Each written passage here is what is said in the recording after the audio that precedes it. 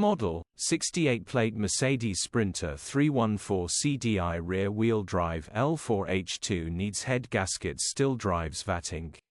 Body, yellow, panel van. Mileage, 147456.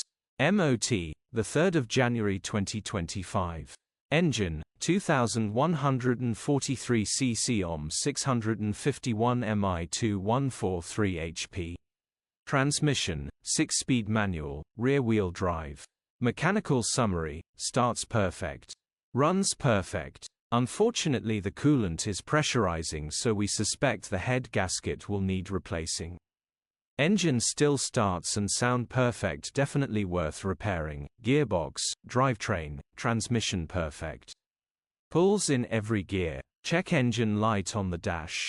Condition summary, bodywork is below average. Interior is very clean. Rear load area is below average. Features, 2 former keepers, EU status, Euro 6. HPI, clear. Cap retail, £10,595. Click the link in the description for pictures and more info. Alternatively, call or WhatsApp us on 0